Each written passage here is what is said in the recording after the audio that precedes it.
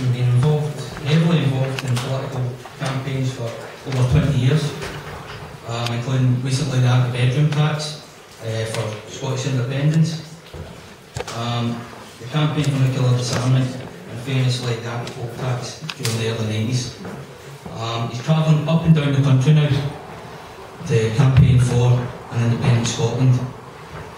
Could you please welcome Tommy Sheridan?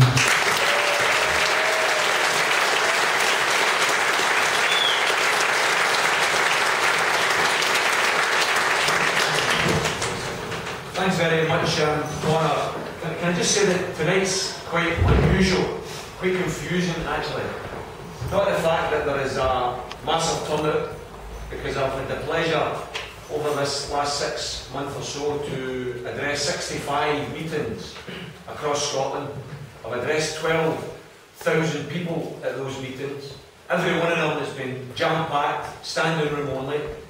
People with a thirst for the knowledge required, not just to convince them to vote yes, but so they can convince the rest of their families and their workmates and their community to vote yes as well. That's been a great, great pleasure.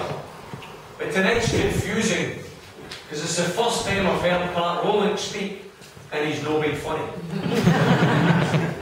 Usually when I hear Pat, I'm in stitches, not of the hospital variety, but of the laughter.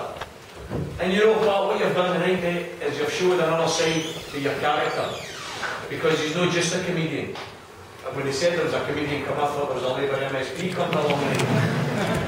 He's not just a comedian, he's somebody who believes passionately in his country and who has given you some arguments tonight which I think are unanswerable in relation to the case for independence. So I take my hat off to you, Pat. I think you've done brilliant. I also want to mention Damien here. I whispered to Damien after he spoke. I said, what age are you, Damien? 21. 21. I don't know what you're doing here. 21, right?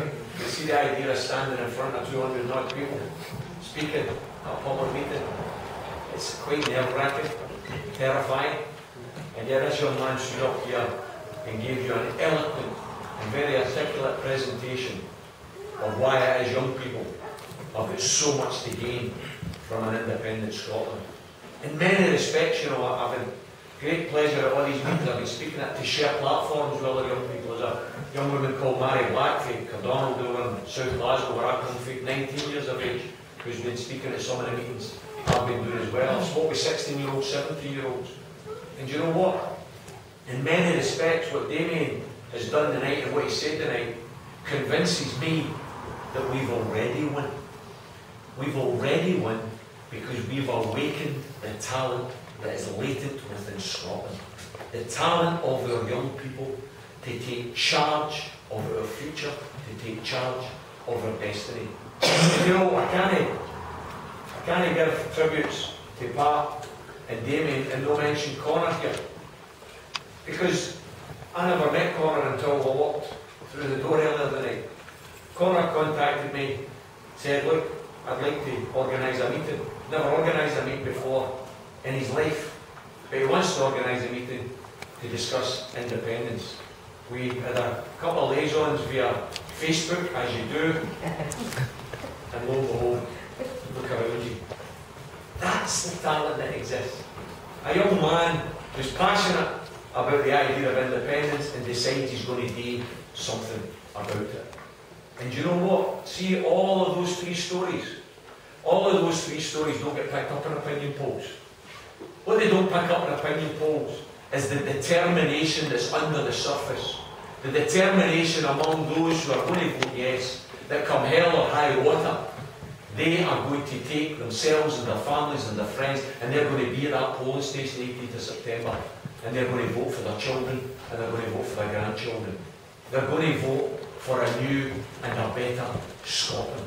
The opinion polls, even the rigged opinion polls now show, brothers and sisters, that what we have here in Scotland is an almighty battle that is neck and neck. Think about this. Think about who's been getting involved in this debate recently.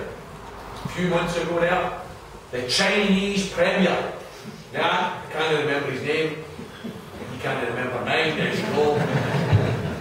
I don't know what he knows about Scotland, probably just as much as I know about China. But he was enlisted by the British government to suggest that it would be better for Britain to stay united. I thought, how is he bothering? And then Hillary Clinton, apparently she's going to run for the next President of America.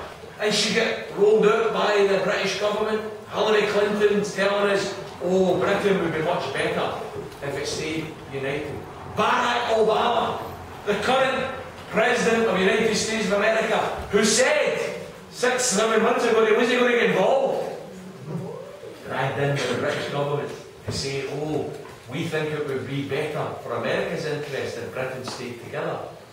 You know, I was waiting July the 4th there, I thought, oh, I can't wait to hear the announcement that America's given up its independence. You know, it's going to go back under the tutelage of the British imperial state.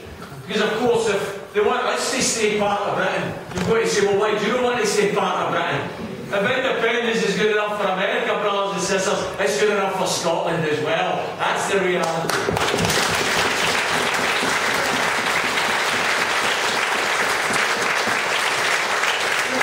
Obama getting thrown into this. We then had, you know, maybe more influential than Hillary Clinton, Barack Obama, with Simon Cowell brought in this.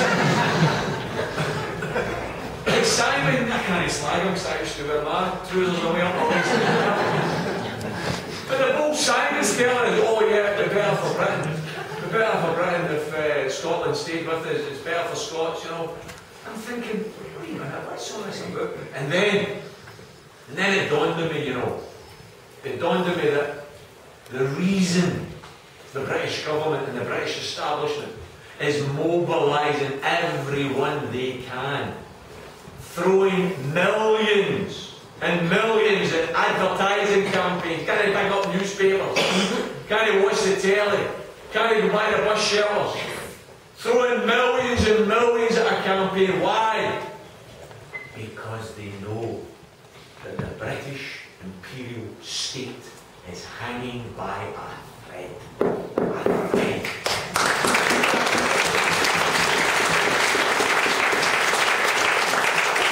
The truth is, the British establishment is closing ranks.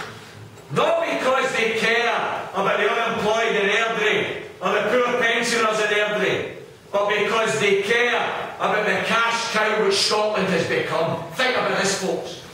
Think about how rabid the Tories are in attacking anybody on benefit, attacking a lone parent, attacking an asylum seeker, attacking anybody that's too poor or too weak or too vulnerable to speak up for themselves, making them the scapegoats for the economic problems that they've caused. Imagine for a moment that Scotland was a burden in the United Kingdom. Did you think they'd want to keep us? Not at all. They'd want to cut us off in a second.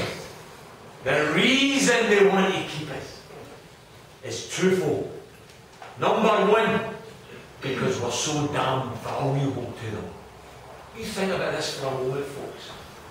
I was in a wee show a couple of weeks ago, through in Edinburgh, BBC, this week, and I was sitting on a wee couch across from old Michael Buffon Portillo. I remember Michael, when he was a right-wing reactionary Tory. I actually preferred him when he was like that, because at least I knew what I was dealing with. He was the Defence Minister in the Thatcher government, and he was sitting listening to me pontificating about the potential that exists in independent Scotland, and then he was asked to make his contribution, and he said, oh yeah, Mr. Sheridan doesn't understand, you see, that if Scotland was independent, they would lose all the English subsidies. I thought, you bloody ignoramus. These people coming up here, trying to lecture us about staying within the UK, and they're coming out with arguments like that. Brothers and sisters, as I say at every single meeting, and it is factual. This isn't something that me or Damien or Patrick are dreaming up. This is facts we're dealing in.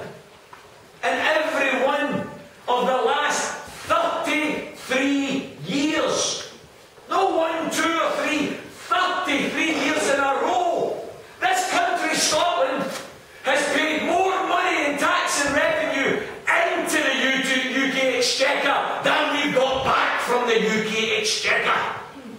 Do you know what that makes us? That doesn't make us as subsidy junkies, that makes us net contributors to the UK economy. We give them more than they give us back. That's why we're unique here. Scotland is unique.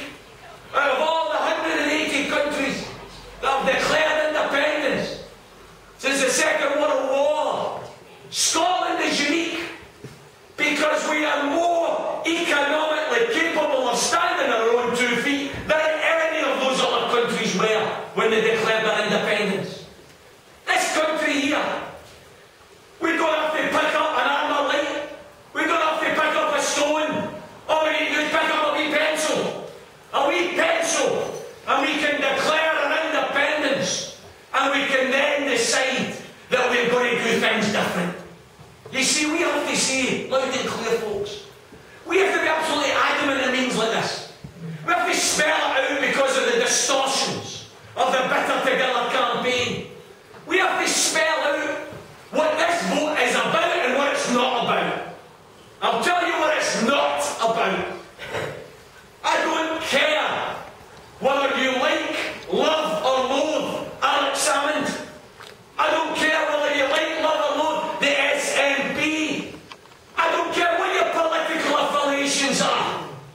Because the vote on the 18th of September isn't about our politician, isn't about our political party. The vote on the 18th of September is about the future of Scotland. That's what it's about.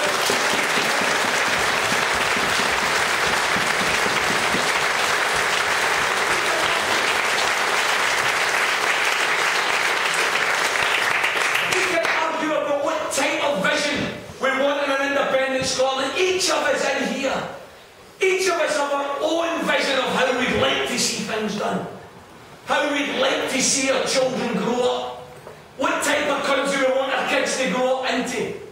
All of us have got different visions. We're not voting on the 18th of September for political manifestos. We are voting for the right for Scotland to decide who it is that runs our country.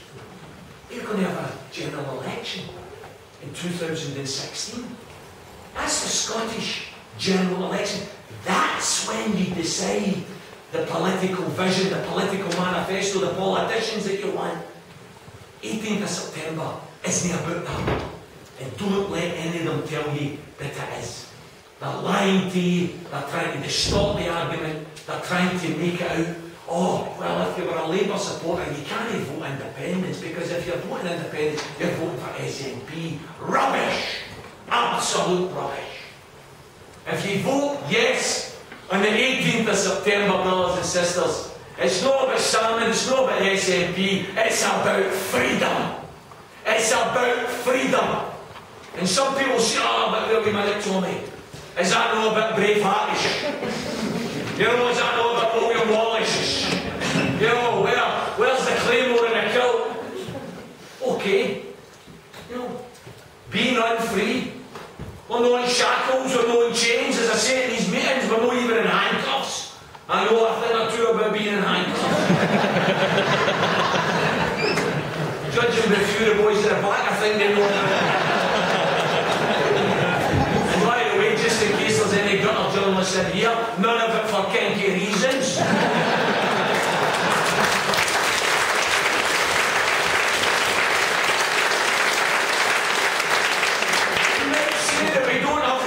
Chains, we don't have literal shackles. But the truth of the matter is we're unfree. Why are we unfree? Because this country, Scotland, since 1951, this wee country has rejected the political creed of greed.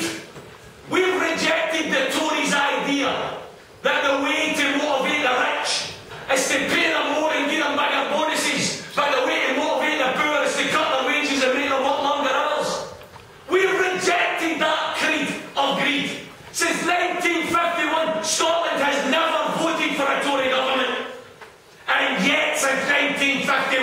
Scotland has had to suffer and endure 35 years of Tory governments. That's what I mean about being unfree. If there's one reason above all, brothers and sisters, and there's plenty, and we'll go to them tonight, but if there's one reason above all for you to vote yes on the 18th of September, it's to guarantee that your children are never ever going to live under a Tory government.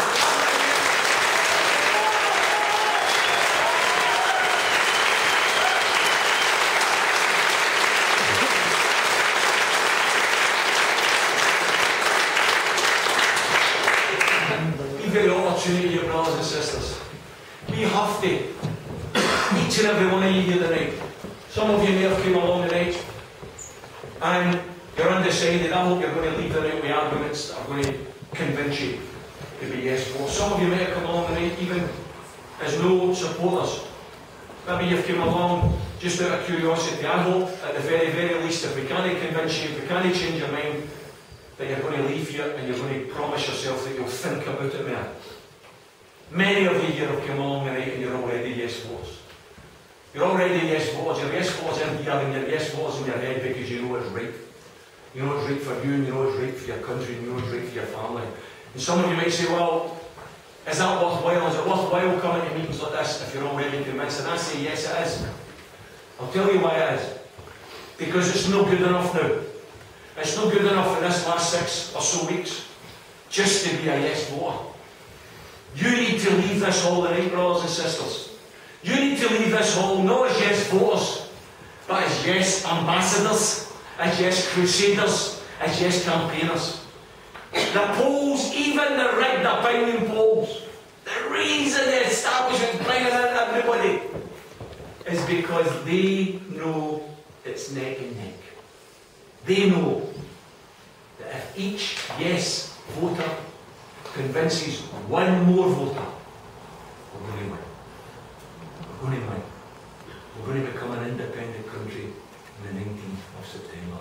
We're going to be free.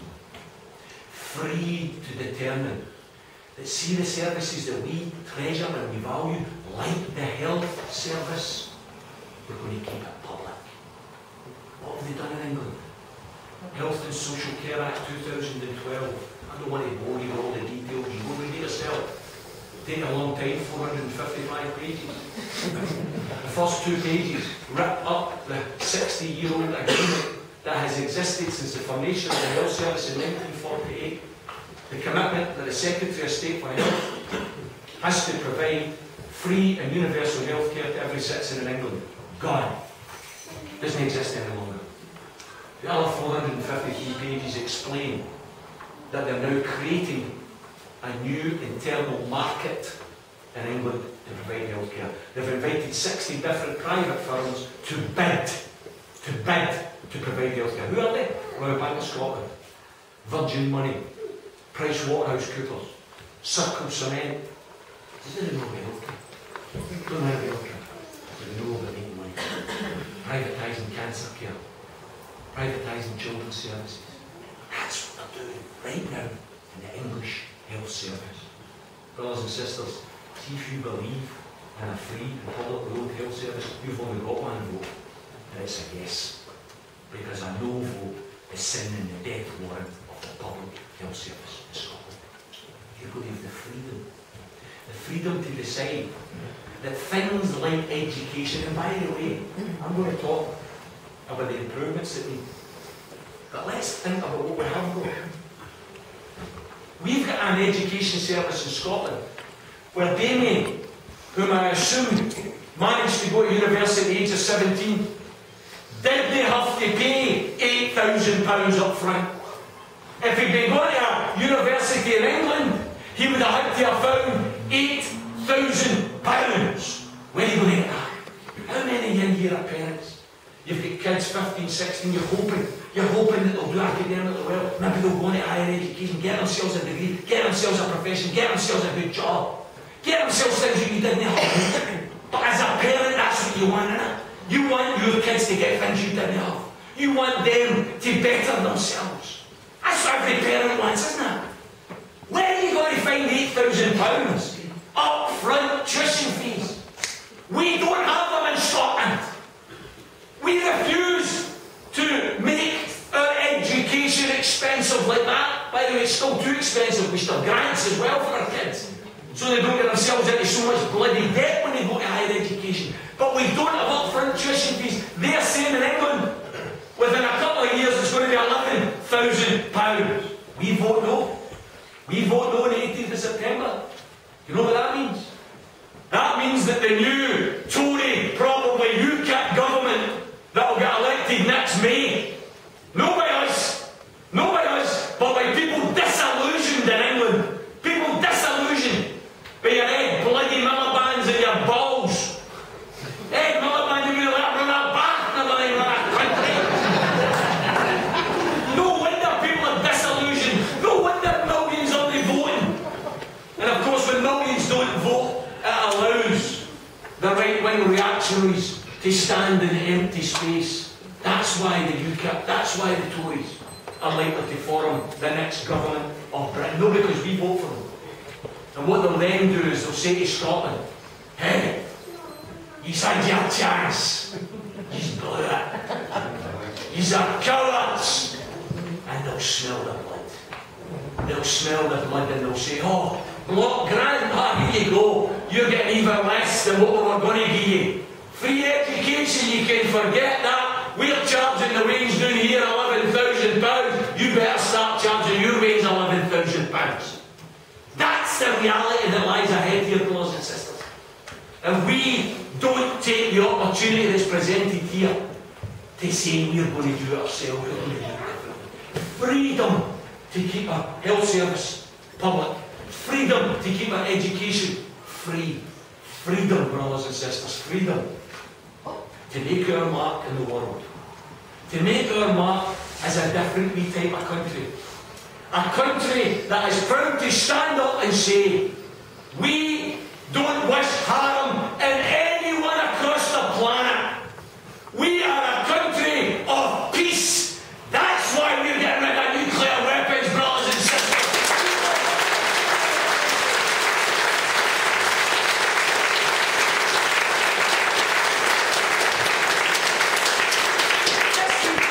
This wee country, Scotland, that is the home to all of the 200 missiles that Britain owns, but America controls. Some people say in these arguments, you know, oh, but Tommy, what if other countries get nuclear weapons and all that? If they attack us, we'll need to attack them. They don't even understand. We don't have nuclear weapons that are retaliatory. We've got first strike nuclear weapons. Our weapons only work if we attack somebody first. Brothers and sisters, there are only 11 countries out of over the 200 countries in the world that have got nuclear weapons. I want to join the majority. I want independence, not so that we turn our back in the world, but so that we join the world. I want to say loud and clear, here's the contribution. Here's the contribution, £2.5 billion. That's how much Scotland's going to pay for the new generation of nuclear weapons. What would it get you? Oh, it get you 5 hospitals, 5 brand new hospitals, 100 new doctors, 100 new dentists, 10 brand new secondary schools, 200 new teachers, 30 new sports centres. You could dual the A96 Inverness to Aberdeen Road. You could dual the A9 Perth to Inverness Road. By the way, you couldn't just do one in and get on in. You've got the choice. You've got the freedom 18th of September. Do you want to spend more money in the most illegal, immoral scrap metal in the world? Because that's all it is. Because if we use it, the planet's finished. It's scrap metal. See, instead of spending billions of pounds on immoral, illegal weapons, why don't we spend it in their hospitals, their schools, their doctors, their nurses? Is that no more important to the people of Scotland? You've got the freedom to decide that on the 18th of September. Brothers and sisters, you see, our opponents in this debate, they run under this headline of better together, or better together, that's boring. And it's also under this headline of UK OK. UK OK. It comes in line with Gordon Brown. Gordon Brown, Prime Minister now millionaire, Alistair Darling, ex-Chancellor now millionaire. Funny how he's a millionaire, still managed to stay with the UK, innit? And here he is, this is Gordon Brown, he says, this is why we have to stay within the UK. The UK is defined by a unique pooling and sharing of risks and resources. Please, please, please try and remember that.